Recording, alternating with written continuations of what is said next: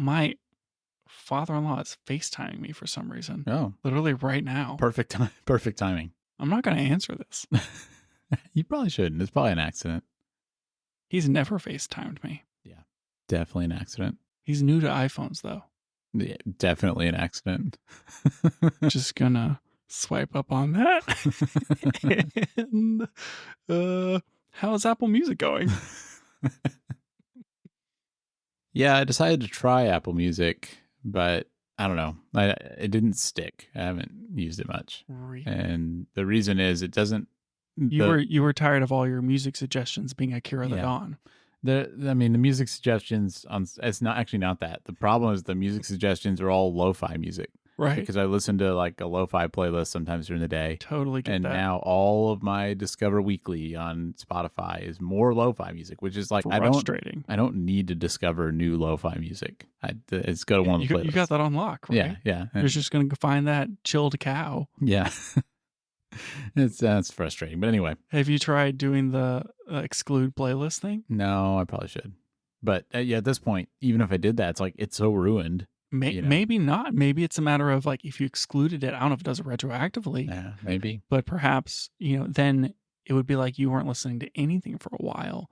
And then everything you listened to that wasn't lo-fi would have an outsized impact. I've wondered if I should just make a new Spotify account, just start over. That's an interesting idea. Anyway, the reason I don't like Apple Music is because Spotify has this thing where you can play on network devices. Like you can click a little button and you can play it on. Yeah, you don't even have to like AirPlay it or Chromecast it or whatever. It's like its own thing. Yeah, it's just like it's on Wi-Fi and you're like, oh, you're on this network? Mm-hmm. You want to play to your next door neighbor's Sonos because they're stealing your Wi-Fi? Yep. You bet I do. And I'll play some Drowning Pool. And even though like I have Sonos and you can AirPlay to Sonos, and Sonos' whole thing is that they're kind of like service agnostic and they work with all of them.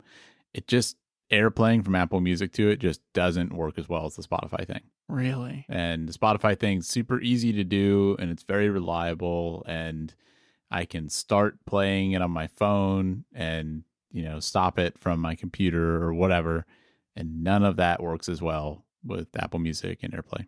Yeah, that sounds kind of like what they would call in the business a deal breaker. Yeah.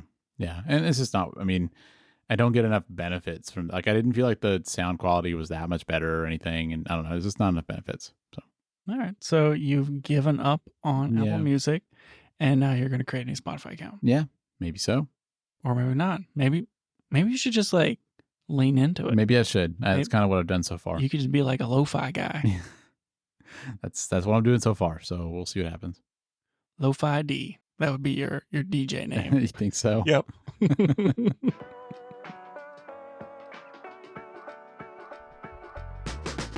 Welcome back to the Camera Gear Podcast. I'm Daniel. And I'm Lucas. And we're here today to talk about the gear, software, and techniques we use to shoot photos and video.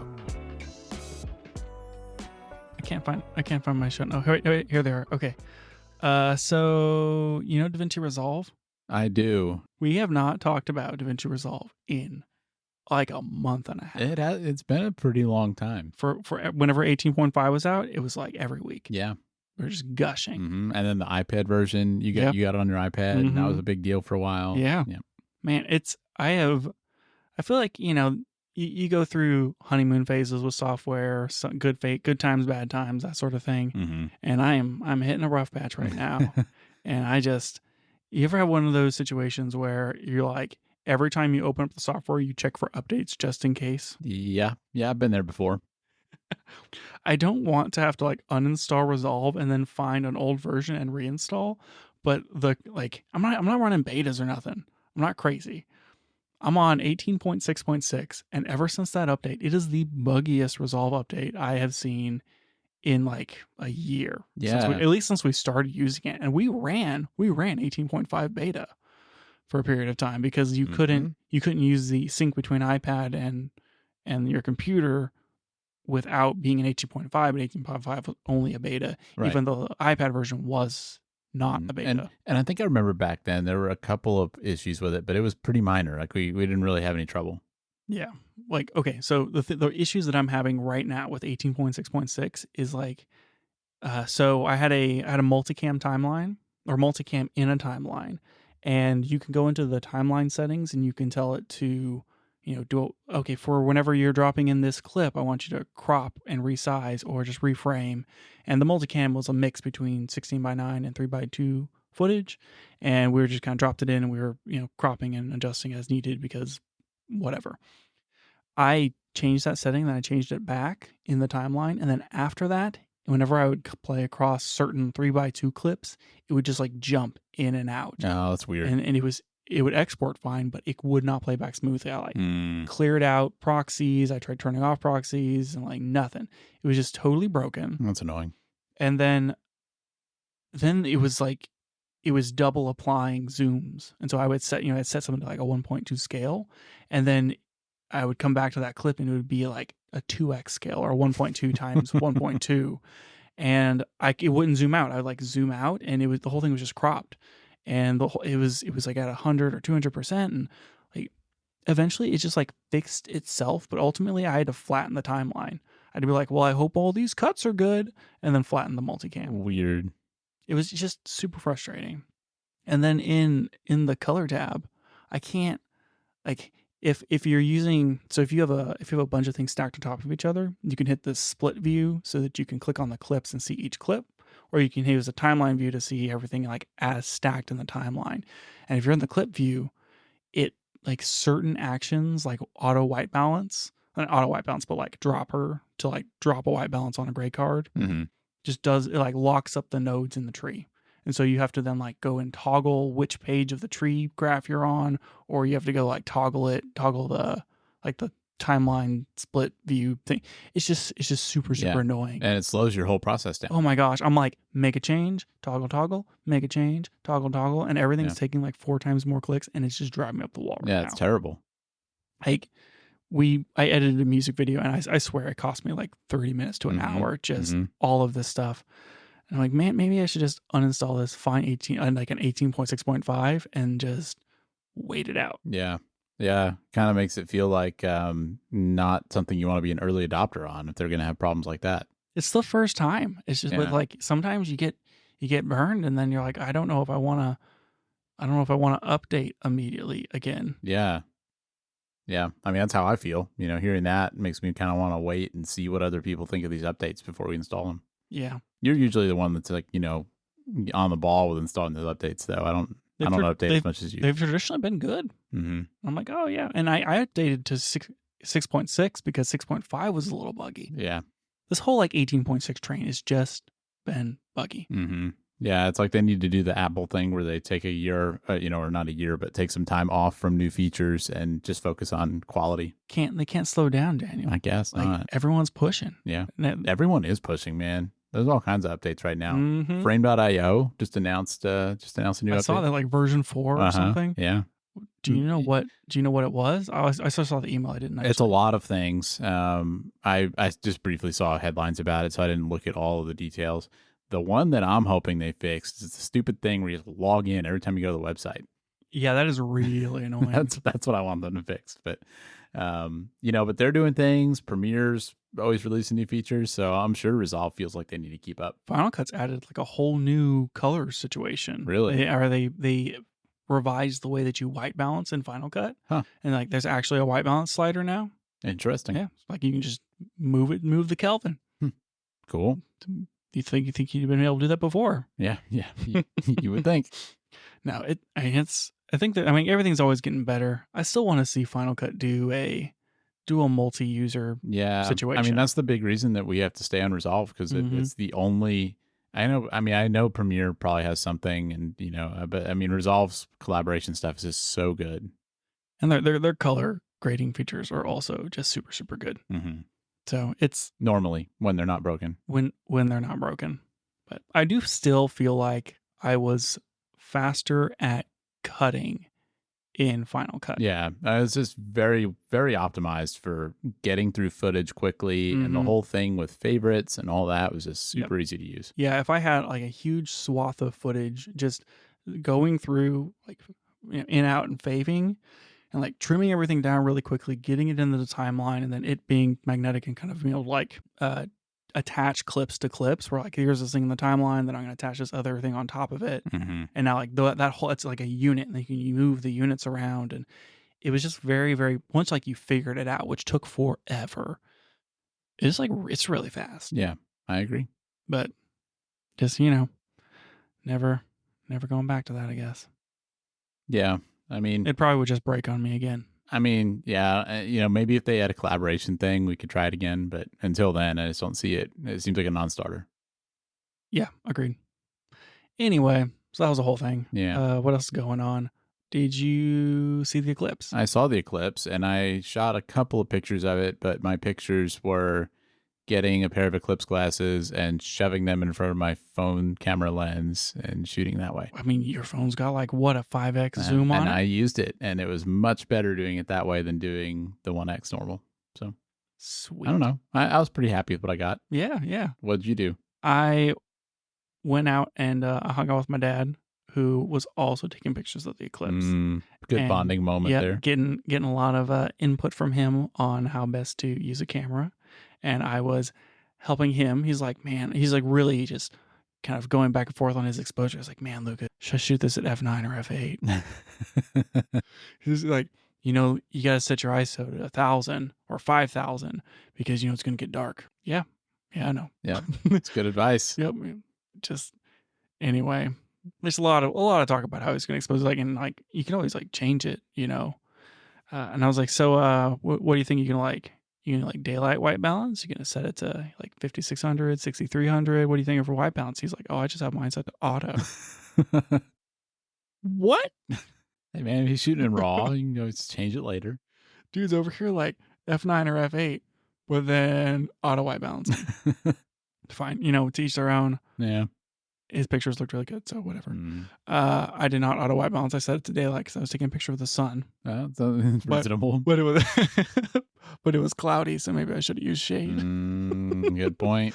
Now we got pictures. I think I sent you like one, but I shot it on my teleconverter with my 50 to 140. So that's half the reason you bought that lens. It is half the reason. I almost bought the 100 to 400, which would have been sick because that could have been like 800. Yep. Which would have been like 1,200 after you consider the crop factor. That would have been pretty intense. He shot his on a Nikon Z6 Mark 1. With like an 18 to 300 lens or something. No, he's got a Sigma 150 to 600. Oh, okay. Pretty cool. So he shot it at 600 mil. I shot it at 280 mil plus the crop, so like 480. And it wasn't that much wider. Yeah. And so, but I did wish that I had like more resolution to punch in. Like a 40 megapixel something. Yes. Just like a little bit. I'm going to go ahead and take this aside right here. I've been thinking about megapixels a little bit, Daniel. Oh, really? Part of it is because I have discussed with the other person who helps approve camera purchase in my house, and the other person who helps approve camera purchases is not fully convinced that I need a 40 megapixel X-T5. So now my question is what you're saying next going to be a justification to yourself for why you don't need it, or are you preparing arguments for why you do need it? So let's hear it. It could go both ways, Daniel. A little bit of some. You gotta make yourself feel better sometimes, not you, me.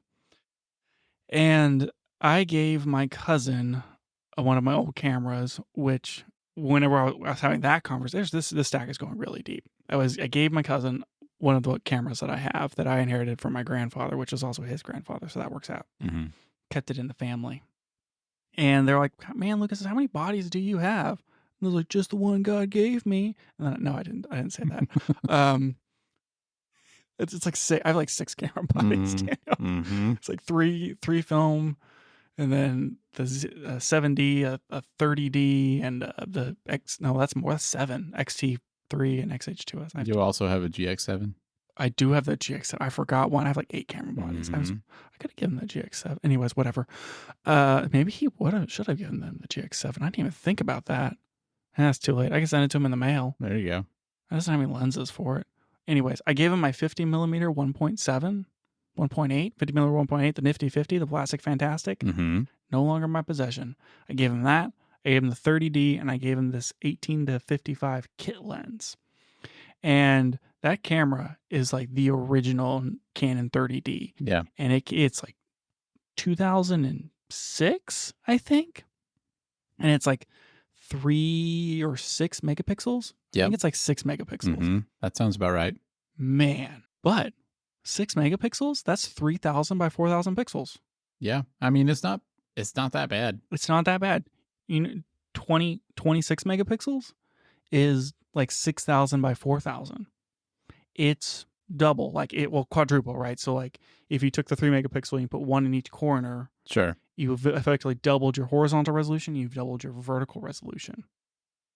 And I think that it's good to remember for all those who are considering why they don't really need 40 megapixels is that while 26 to 40 sounds like a huge jump, you're only increasing your horizontal resolution by 2,000 pixels. No, only by 2,000. Shut up. And your vertical resolution by like 1,500 pixels.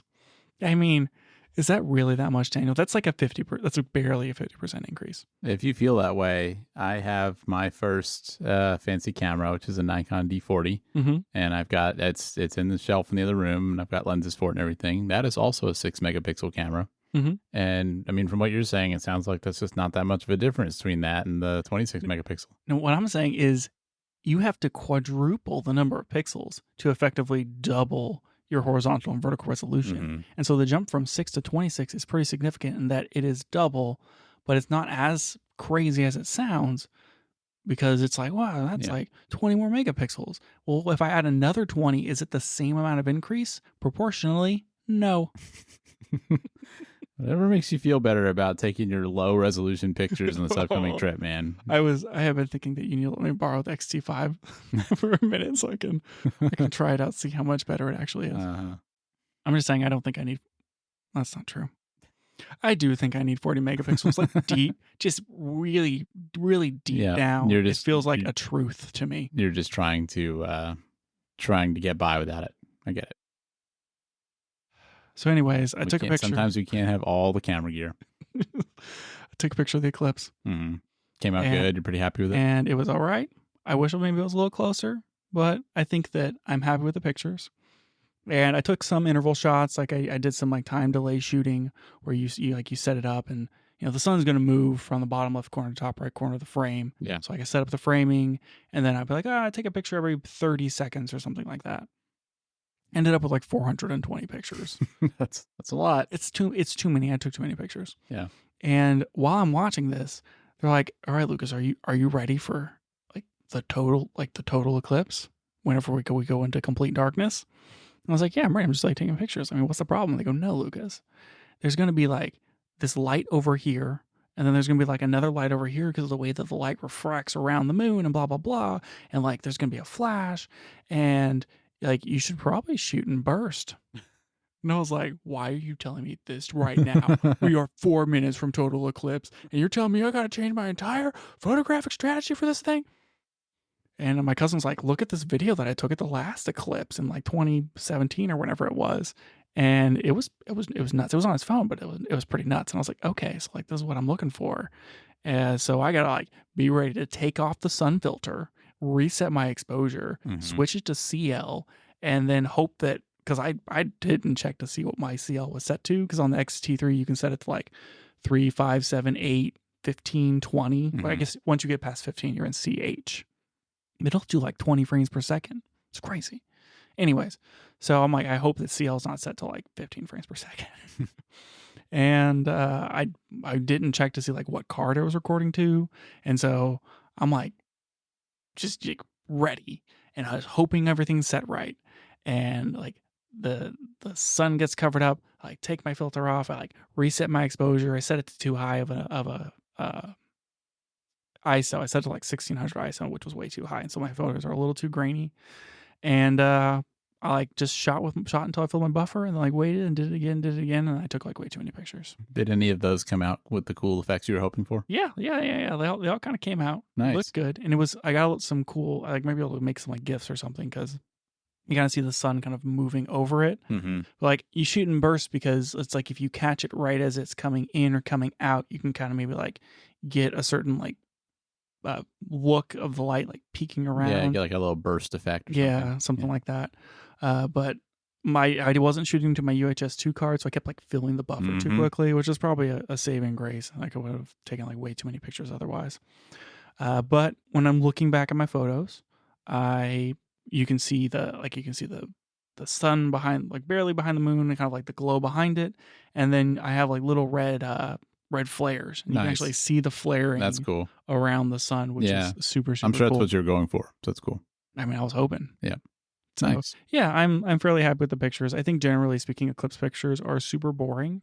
Like you look at it and you go, wow, this looks really cool, but ultimately it's just a black circle with some light around Yeah. it. Well, it's like, is this any different than just getting online and finding a picture of it? But I mean, it's kind of like- cool doing it like- yourself. If when you take it, I mean, there's a little more pride in it, I guess. Yeah, You can yeah. manipulate the raw. I do think that, like a lot of astrophotography, having a foreground element adds infinite amount of context Yeah. to what you're shooting. Mhm. If you can somehow like light paint or get something in your shot that gives like more visual elements, it's a much better photo. And I Yeah. saw a few Eclipse pictures where someone like had a building or an object, and then above it was the eclipse sun, and I was like, yeah, that's pretty cool. that's super sick. Mm-hmm. And I was happy to kind of hang out with my family and like take pictures, Sure. see the clips and take pictures and that sort of thing. But if I was doing just a photo thing, it would have been cool to like find where's the sun gonna be in the sky, where's the thing that I want to take picture, and actually like set up a really, really cool shot. Yeah. Yeah, that's neat. It really is like one of those once every, 10, 15, 40 years kind of things that you're actually in a total eclipse and in the location where you want to get it, and it's going to line up. Yeah. So, Yeah, if you because can- I mean, we didn't have to travel for this. Like I took pictures in my backyard. Yep. So that's not going to be the case for the next one. it's supposed to be in like Alaska somewhere Mm. in like the 30s, and no, not the weather. That's the year. Mm. And And- not the 1930s. 'Cause Right. that's already happened. Exactly. Yeah. And you might be able to get the Aurora Borealis. Oh, that'd be pretty cool. That would be pretty cool. Yeah. I don't think there's anything else to kind of tell about shooting the eclipse in that experience. I shot it on my X-T3 instead of my XH2S because I had an old solar filter. You I was didn't trust like- that, did you? I was like, I mean, if I'm lucky, I'll burn a hole in the sensor, and then I have to get a new camera. I just have to get this new XT5. Oh darn! don't know what happened. Yeah, I'm getting spots now. No, none of that happened. Everything was fine. Well, that's a blessing and a curse. Yep. Oh, one more thing. Sorry. Like I know we got to get to the main topic at some point here. Yeah, that's at some point in the Just episode. meandering horribly. My dad has a Coolpix, a Nikon Coolpix. I'm sure he bought that recently to capitalize on the trend, right? No. He's taking a bunch of blurry pictures with it, No. It's his vibe cam. I mean, he's probably taking a bunch of blurry pictures with it. Burn. And it is his vibe cam. It is 100% his vibe cam. No, he bought it like 10 years ago or something. So is it still his, or did he give that to you? No, he still got it. He shot some pictures.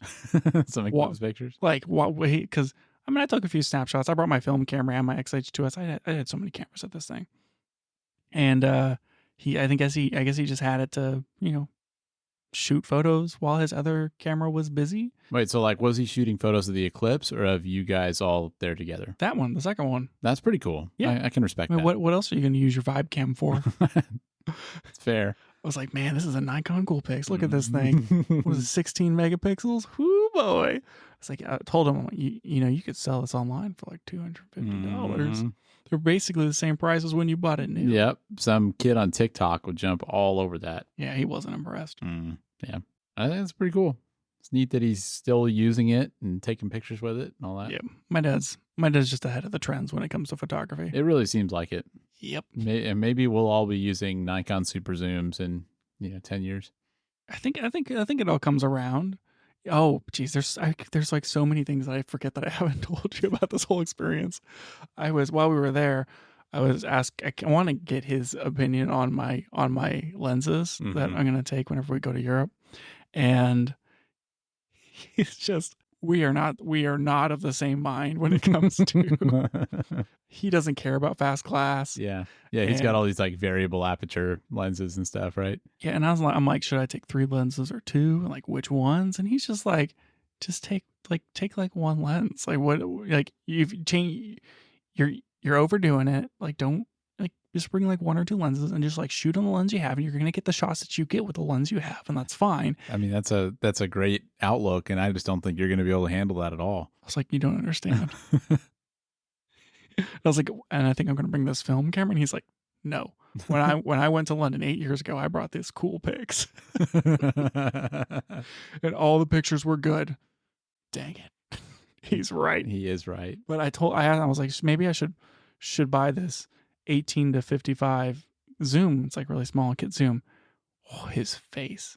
He scoffed at me. He was like, ugh. An 18 to 55 2.8 lens. Well, what did he think was so problematic about that? It's like it's barely a 2x zoom. It's like hard. He's like, you might as well shoot with a prime lens. Yeah. You call that a zoom? You need that 18 to 300. That would be his recommendation. He's like, I'm going to bring one lens, this 24 to 200, until he replaces it with that 28 to 400. Oh boy. Just so he didn't give you much useful advice. Not much useful advice, but it was so funny in person to just he was indignant. 18 to 50, what? Are you my son? What? Get out of this house. What a waste of money. You don't need that lens. It's funny. I feel like we make jokes about his lens choices a lot, and it's funny to have it all proven exactly right, exactly true. I mean, to a certain extent, if you're taking most of your pictures outside, you don't need a 2.8 zoom. Yeah. If you're not doing professional, like even I don't know, I was gonna say if you're not doing professional work, you don't need a 2.8 zoom. I don't agree with that, well, because I mean, I absolutely need 2.8 zooms in my life. What if you're taking pictures indoors at a party or something? Well, yeah, the reasons you want it. I mean, fast glass is good glass. Mm-hmm. I mean, yeah, usually the quality is going to be better too. But I just think that maybe I need to take heed a little more to all these people who grew up with film cameras, where like f3.5, f4, that's like totally fine. If you got like a 3.5 to 5.6 super zoom, cool. Mm-hmm. Like you have so much versatility now. Yeah.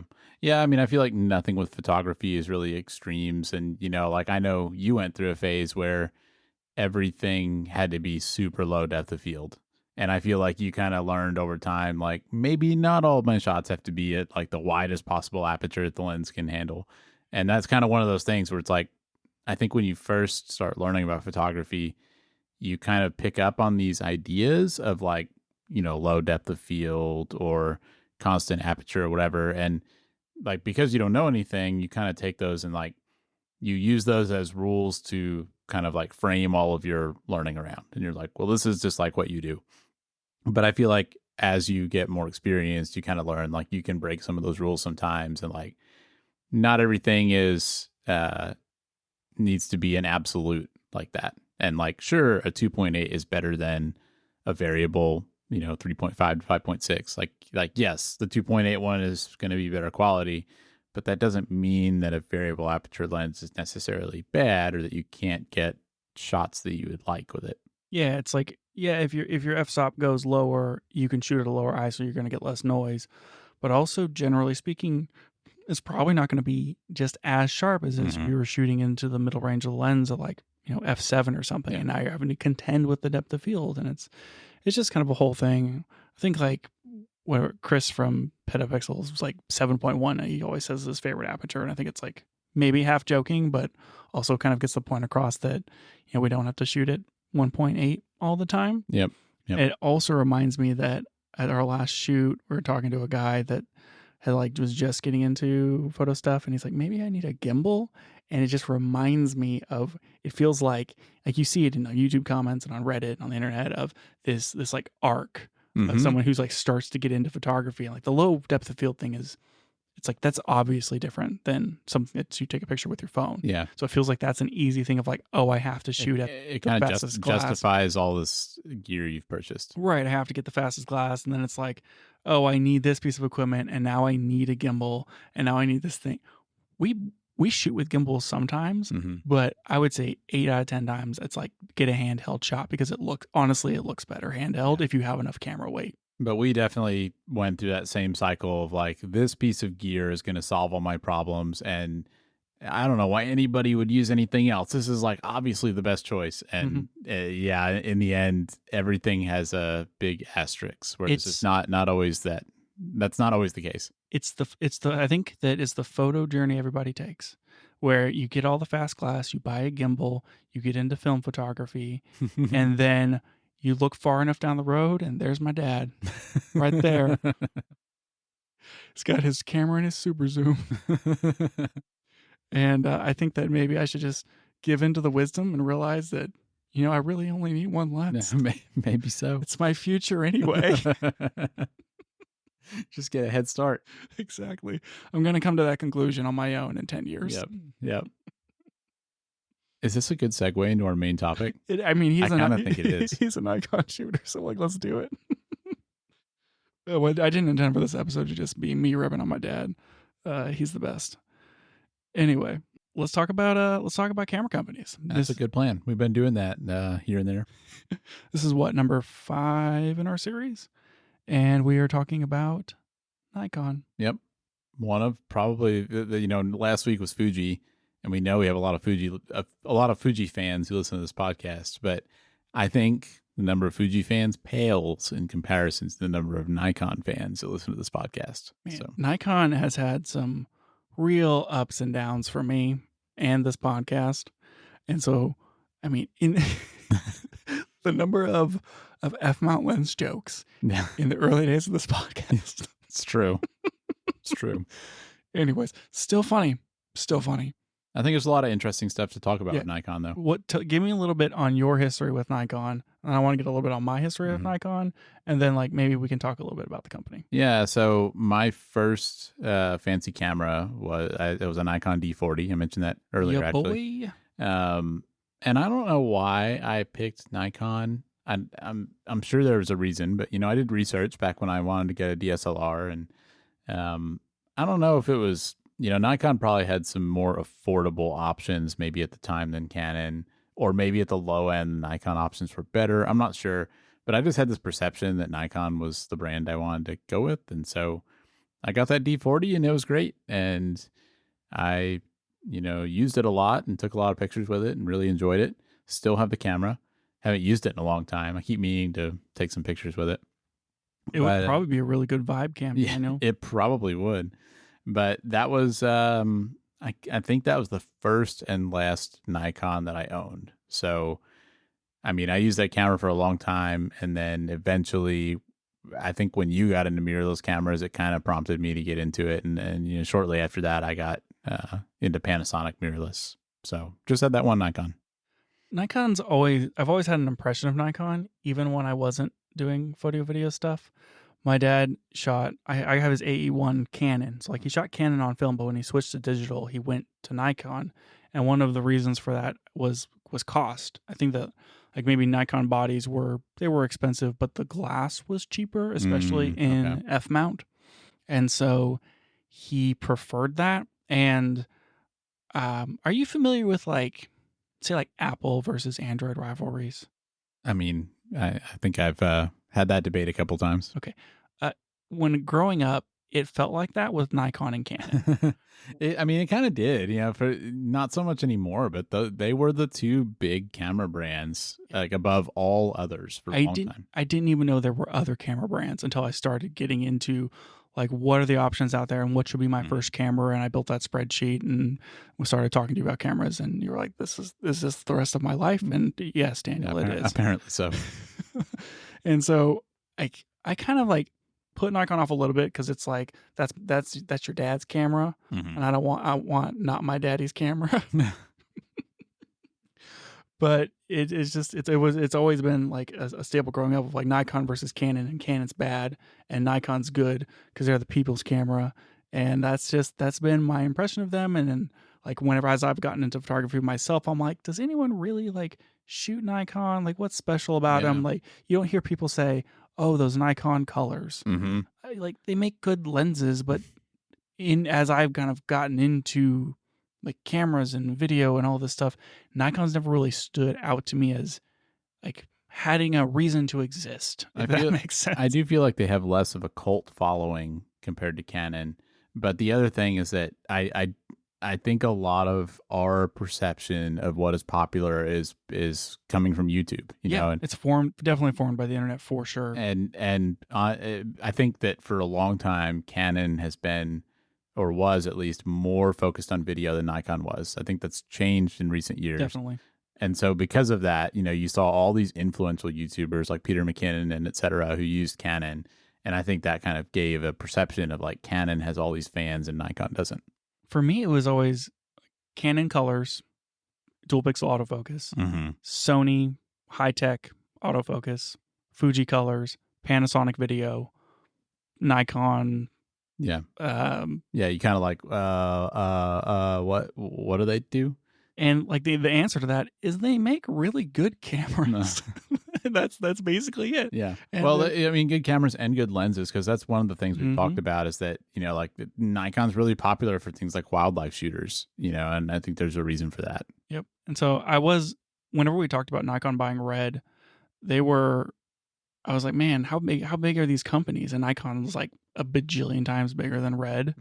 And they do a lot of like all of these Japanese camera companies. It's like they're into microscopes and a lot of optical stuff and this and that. And Nikon's the same way. They were like a microscope telescope optical company for the longest time until like the 50s or 60s before they even came out with a camera and started doing, you know, their photo division. And they still do a lot of that. I mean, you can get Nikon binoculars. Yeah. Gerald Undone got Nikon glasses. Like eyeglasses. That's cool. Like the lenses on his glasses are Nikon. And I think that helps reinforce the fact that this is a lens company. Yeah. They make glass, and Nikon makes pretty good glass. I mean, we have multiple legendary lenses that we've talked about that are specifically Nikon, like the Noct, for instance. Yeah, they push the limits of that kind of stuff. Yeah, and I do think that there's a lot of really interesting lenses from Nikon. Whenever you go and you look at like what do they have compared to everybody else, they have all these amazing zoom options.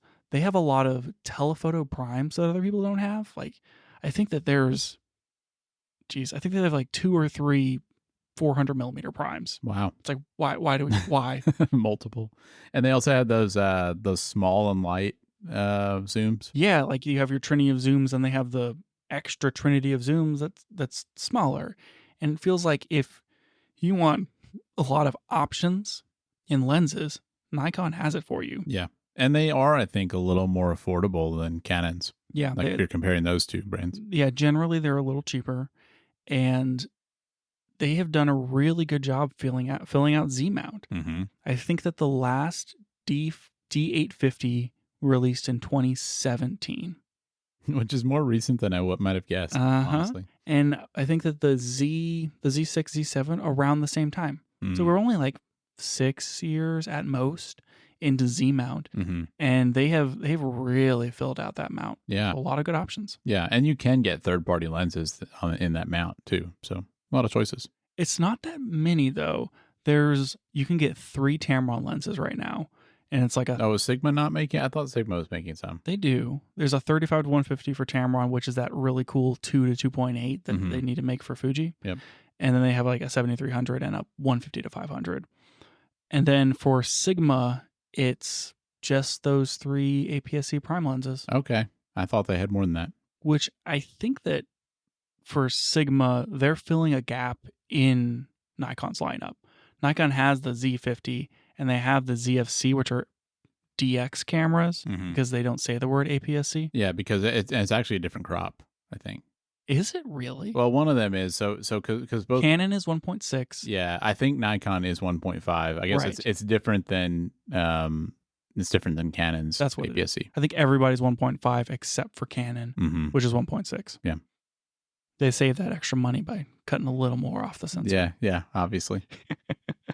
Anyway, so Tamron makes 3, and then Nikon makes like a hand, like I don't even know how they make a few, Yeah. like a very few number of APS-C lenses. So if you're looking for prime lenses in APS-C, Sigma's like, we'll sell you the Mhm. 23, the 30, and the 56 because we sell those to It probably everybody. makes sense, honestly, because Nikon has so many Z mount lenses. I mean, I'm sure Sigma doesn't want to invest the R&D unless they're going to feel like they can compete. And so it makes more sense for them to fill in gaps rather than like releasing a Sigma version that, perfectly overlaps with a Nikon version. They have all of these Sigma lenses. It's like, why don't you just remount it for Nikon? And I don't know too much about how they're designing their lenses, but the Nikon has the shortest flange distance of any Mm. modern mirrorless cameras. They're at like 16 millimeter for Z mount. Oh, wow. And I think that like L is at 20 and E is at like 18. Mm-hmm. They should be able to just cut more off that flange, right? It's not like if it was longer and they couldn't move Yeah. it back, or am I thinking about that No, I backwards? think it's the opposite. I mean, I think because like think about adapting lenses. You can always adapt a long, like if you have Okay, yeah, an I EF do have it lens, you can backwards. adapt on that. I think shorter could be a challenge, but Right. I don't even know if that's the problem though. I mean, maybe that's the issue, but it could also just be, working with a different lens mount. They probably have to change something with like the autofocus algorithms. Sure. And even if they solve that problem, that's like a whole nother SKU that they have to keep in stock and Mm-hmm. ship everywhere. And I mean, they clearly have to feel like they're getting enough market share for that lens for all that to be worth it. And maybe they just don't think they can do that right now. Or maybe they can't trim 4 millimeters off the flange distance to It get could the be. focus just right. It could be. I don't know. That's my conspiracy theory. Yeah. I don't know. We haven't seen much of any movement from Sigma Mhm. towards Z mount lenses. I expect we probably will, but you're probably right that it's going to be where are the gaps and where can we sell a lens, which might be hard because there are so many Nikon lenses. Yeah. If they could release something like that, what is it, the fisheye, the 15 millimeter fisheye, but it was a para something fisheye, no, not the non-spherical fisheye, Yeah. that 15 millimeter they came out with recently, or even the 14 millimeter 1.4. Those ultra wides would be super super cool for Nikon. Yeah. Yeah, that would make sense. So that's about where they are on the lenses, Mm-hmm. and kind of like looping back a little bit to them as a company. They feel like they're a staple. They kind of got dethroned by Sony a little bit. It always feels like they're a little slow in their release cycles. Yeah. Not as bad as Fuji, but it's a little bit behind. Yep. And I do want to talk about like all their current cameras and kind of where they are. I definitely want to talk about them buying red, Mm-hmm. but just kind of them in recent years and a little more history on Nikon. They have been very tied to NASA. Yeah. Even since like the Apollo missions, Mm-hmm. they were the company that NASA chose, and most space cameras have been Nikons. Yeah. Yeah. I mean, up to very recent news. With I think recently they sent some Z8s or something up to Mhm. the space station. So yeah. They did some like custom development on either glass or sensors that could handle the radiation from outer Mhm. space, and Yeah, and they changed some firmware to because they take so many pictures up there. Right. They changed some firmware to let the numbers go higher on Mhm. pictures. That's all really cool. Mm-hmm. And then their firmware updates, they've kind of started to shift some policy, it seems like, towards firmware. And whereas a lot of companies like maybe Fuji had this whole Kaizen philosophy and blah, blah, blah, and talking about, keeping cameras up to date. And then you have other companies like Sony that never keep cameras up to date. It feels like Nikon's, without even kind of saying something of like, we're going to do this, they've just started doing it. Yeah. They've been releasing pretty substantial updates to their cameras. Yeah, yeah. I mean, I think the Z8 and the Z9 have both gotten really significant firmware updates. Yeah. And I know if I was an owner of one of those cameras, I'd be really happy about that because it's nice to buy a camera and then still feel like you're taking advantage of newer developments. Yeah. Things like that kind of make me feel like Nikon cares about their customer base. Yeah, I think so too. But it also, it seems like they also need to kind of improve their customer base. I feel like a lot of the loyalty for Nikon is kind of aging out, maybe, Mhm. and just there's a lot of history there. And with the slower release cycle of their cameras, it just feels like they've lost a lot of mind share and market share to Sony, and they've just kind of are more and more entrenched as like third place in the camera market. Which is really weird because I mean, a camera like the Z8 is really, really good and really competitive with basically any other modern camera. And so it makes it seem like it's not a technology issue. It is just a perception issue or a marketing issue or, something along those lines. This reminds me of something that I was going to mention earlier when we were talking about the D850, and I think maybe it's a good segue a little bit into their camera lineup, not their lens lineup, but their camera lineup. So you can still buy a new D850. Interesting. It's the same one from 2017. I guess there's some people that still want a DSLR. There are some people who still think that's the best camera ever made. And then it's like ultimately durable and amazing and all these things. And it's like 40 something megapixels and it's got the autofocus. And they're like, I already have all of these. What are they? F mount lenses. Yeah. Why am I going to go like buy all the new lenses and not all of them work with the adapter? I'm just going to keep shooting on my 850. And I think that when the 850 came out and the Z7 came out in the shot at the 850, there wasn't a good enough reason to buy the Z7. Okay. And then a few years later in 2020, the Z7 Mark II came out. And it's like, okay, that one is actually legitimately a better camera than the D850, which you have to like put a battery grip on it for it to last or whatever. Yeah. But like maybe not quite new enough for people to upgrade. And so it feels like the Z7 III might finally be the camera to get people off of their D850s if the Z8 wasn't already. Well, but are you thinking that the Z7 III might be more compelling just because of price point? Maybe because of price point, or maybe because whenever the Z7 came out, that was the high end camera. Okay. Until we saw the Z9 and the Z8, especially the Z8, it was like that. That's the equivalent to an Canon R5 or a Sony A7 R5. Okay.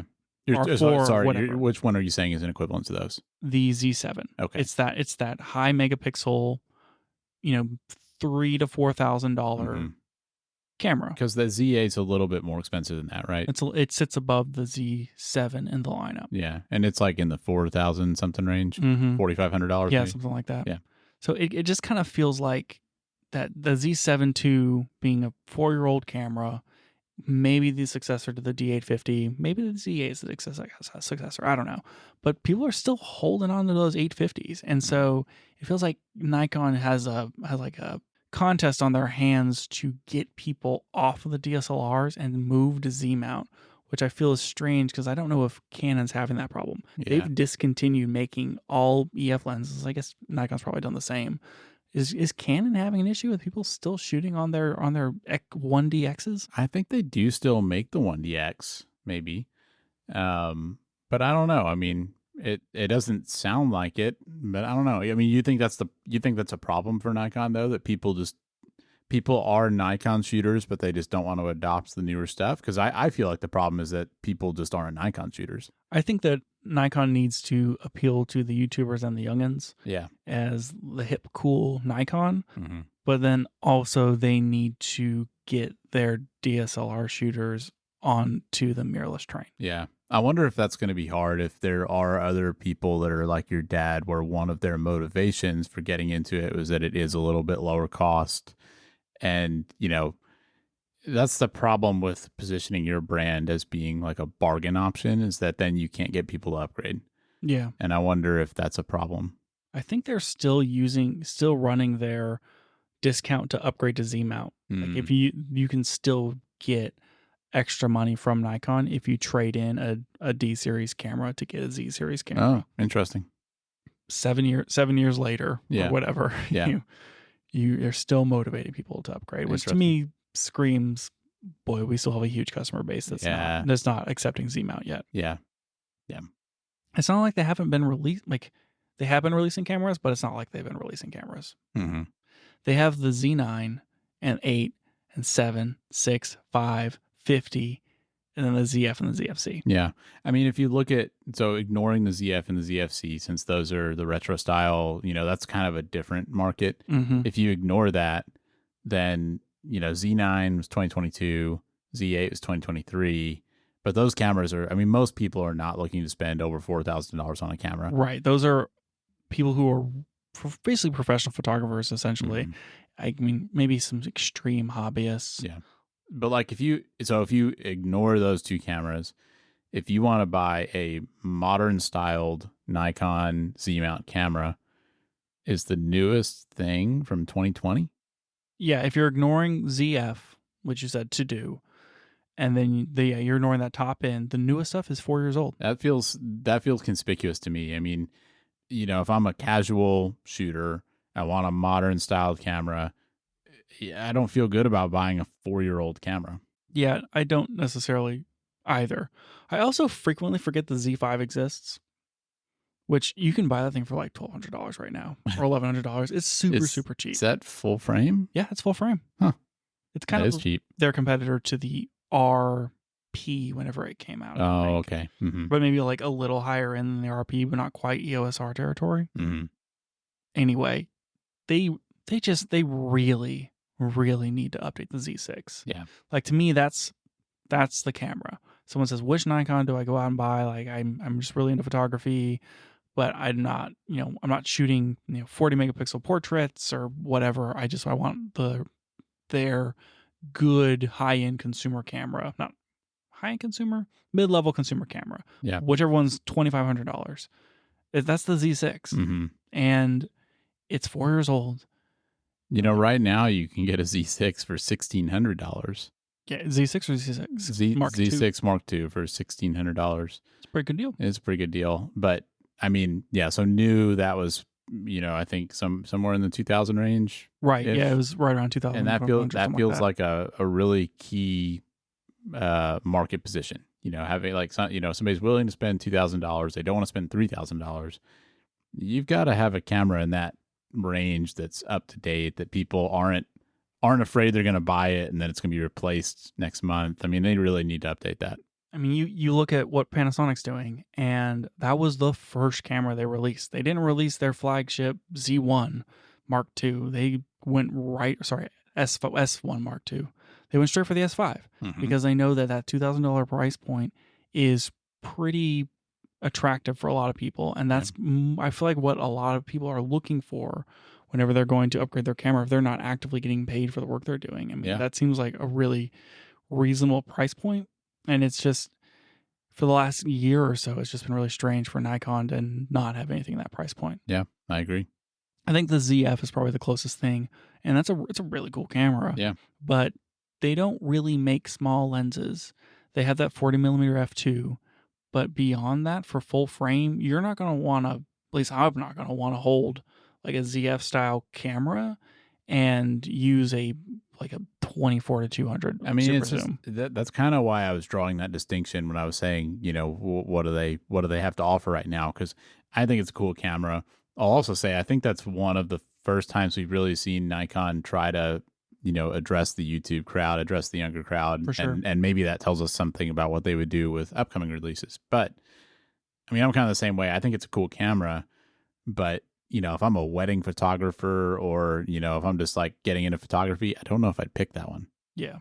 I mean, if you're a wedding photographer or like a portrait photographer, you're just going to go straight for that Z8. Well, yeah. And that's kind of why I corrected myself on it. Cause I mean, we're not talking about people at that level, but I think there's a lot of people who are interested in photography that are going to want a modern styled camera rather than the retro styling. Yeah, one of those people is my dad. Yeah. Like he still has his Z6, and I think a Z6 III is absolutely the upgrade path for him. Mm-hmm. So when's it coming? Yeah, I feel like it has to be this year.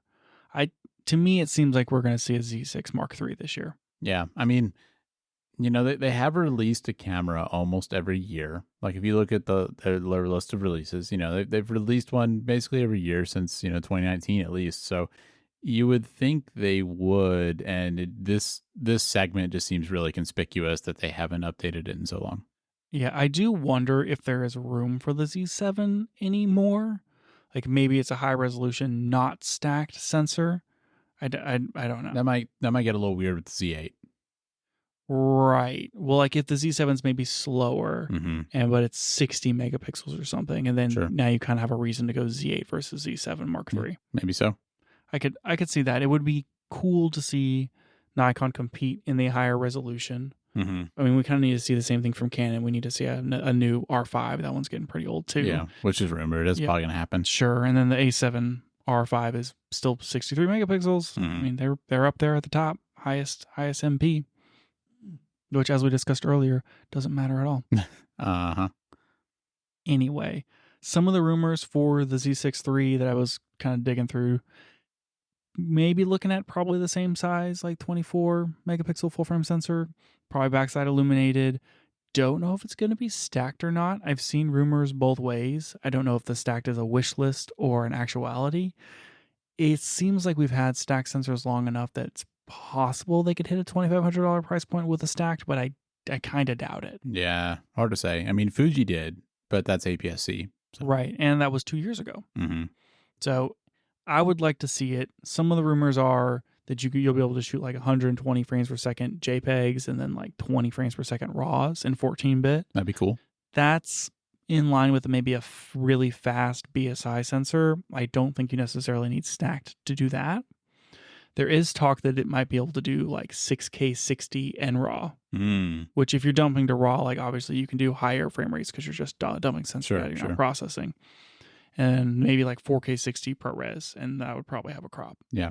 So it could be good, pretty good for video. Yeah, I mean, whenever they released the first version of it, they were like, "Whoa, the first one with RAW." Mm-hmm. I think now that they've purchased Red, there's maybe a lot of pressure to have these be strong video focus cameras. There's definitely some expectations there, I think. Yeah, which they've been pushing on the video stuff pretty hard anyway. Yeah.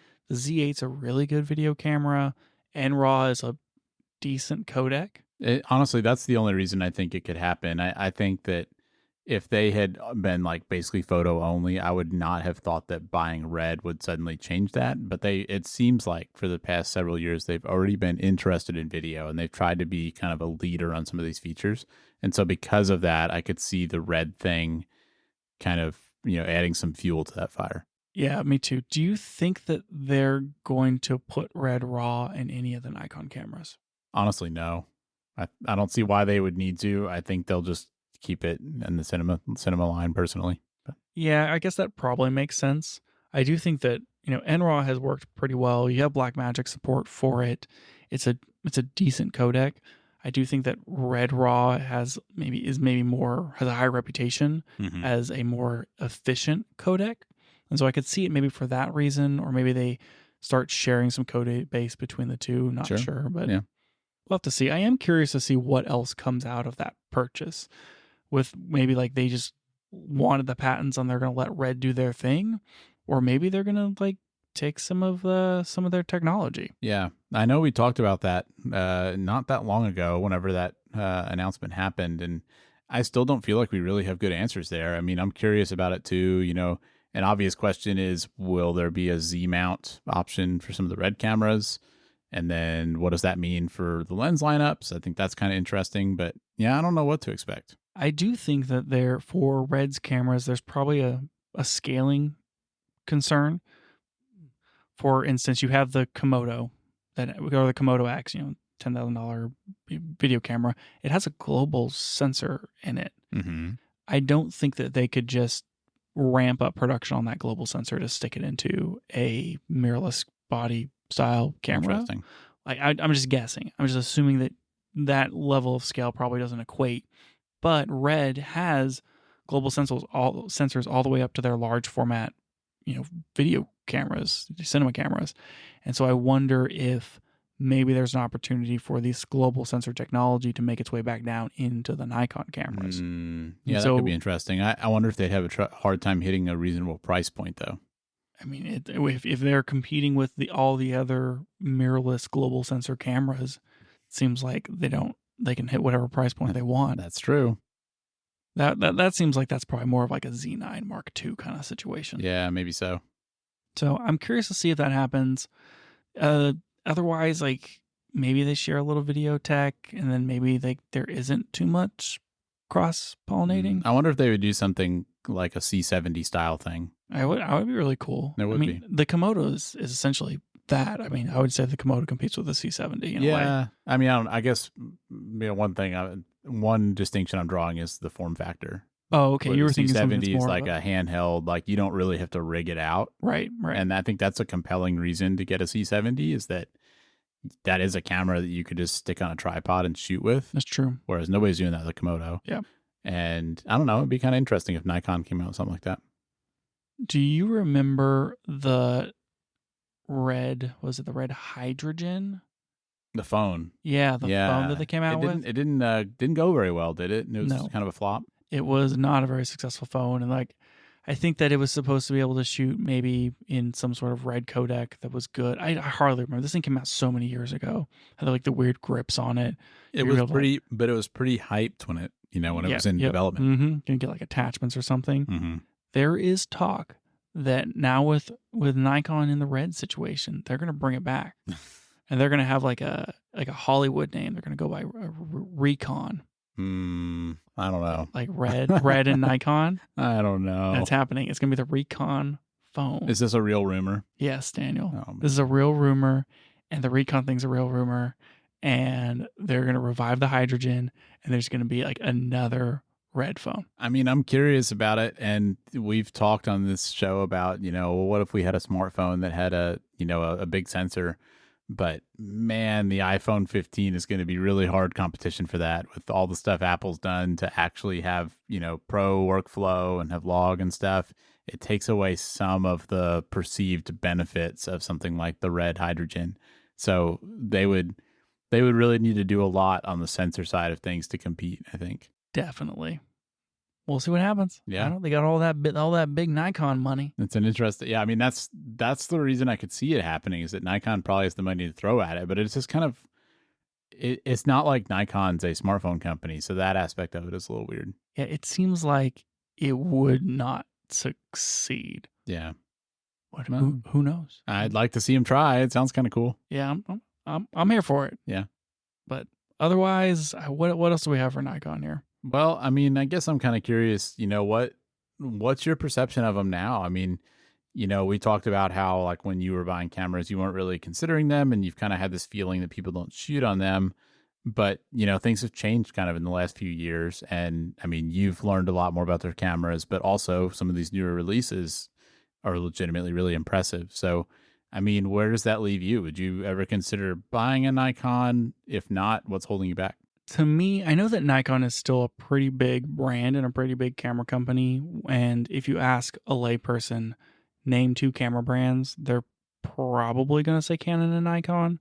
Maybe they'd say Sony. But even still, even with that reputation, I feel like Nikon is a sleeper hit.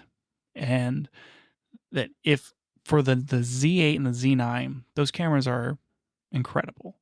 And they have so many good features, and their autofocus is really improved, and they hold their own against anything else that's out there, and they're just very, very good cameras.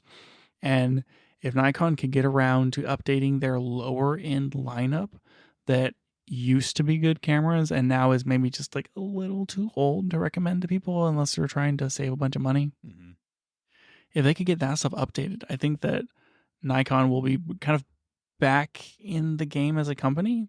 And my impression of them is that like they're still a legitimate camera company with really good lenses, and they are as professional of a company as like Canon. And I like them. I like Nikon. I like what they're doing. I want to see them do a little more. Yeah. Yeah, I think that's true. And then I think they still have a perception problem, and they've really got to lean into the marketing and find a way to get people using, get younger people using their cameras and get YouTubers using their cameras. And they have an uphill battle there. They need to release like a $2,000 plus or minus dollar mirrorless camera, like lean into the red stuff, name it like Monstro or T-Rex or something super, super awesome, Warthog, and then invite all the YouTubers to some location in California and like give them all a bunch of Nikon Monstros to play with. Yeah, I got to do like a camera camp type thing. Yeah, do a Nikon camera camp and name it something awesome and like you lean into the red marketing and just like get it in front of the YouTube TikTok crowd, but like have it be a legitimately good camera, which I don't think is going to be too hard for Nikon. Mm-hmm. I think it could work. I mean, that would get the attention of like this end of the market. Yeah. I do think that still most of their camera market is probably people who are like 40 to 70-year-old, photographers who shoot on super zooms, and they understand all the trade-offs of why you need a 1.2 lens versus a f4 lens, and they know what they're doing, and they just need a camera that works. Well, and maybe they're happy with that being their market. I mean, it seems they probably have more professional shooters, than, as a percentage. Probably more of their shooters are professional, and maybe they like that. But the problem is, eventually younger people are going to become older people, and you want them to still, because eventually their current user base is gonna die off. Yeah, they're the adult camera brand, and then Sony's the young people camera brand. And the question is, when the young people are old, is Sony going to still be their camera brand, or are they going to all switch to Nikon? Yeah, I don't know. I guess we'll see. Maybe they will all switch to Nikon. The mass exodus. Sony's like, I don't know what's happening. Everyone's switching to Nikon. We go to the camera store in 30 years, and there's just used Sony lenses just everywhere. E-mount lenses for days. That was one of the reasons why I read that people are still shooting with 850s, is because of how many f-mount lenses there are. They're so cheap. Yeah, and they'll just give them to you. Yeah, if you walk around outside in like downtown Austin, you'll just find f-mount lenses like in the gutter. Go to the camera store and it's like buy one get 4 free. Yeah, exactly. Anyway, I don't think I really have anything else on Nikon. I want to see what they come out with this year. I think this is it's not make or break. Nikon feels like it has a lot of staying power, but it's time for a Z6 Mark III. Yeah. And I think that's going to be, like, I know they have their flagship cameras, but that's going to be the most purchasable camera. Yeah. When people come in and they say, wow, look at the Z8 and the Z9, I'm going to buy what I can afford. That's a Z6. And right now they don't have the camera. So I think Z6 Mark III, it's going to be really interesting what happens with the red stuff. And I think there's a lot of really cool stuff on the horizon for Nikon. Yeah. Well, hopefully this will be a big year for them. Yep. That's it for the show today. Thanks for joining us. And if you liked it, tell a friend so they can check it out too. You can find out more about the show at www.cameragearpodcast.com. And you can find us on Twitter @CameraGearPod. We'll be back with more next week.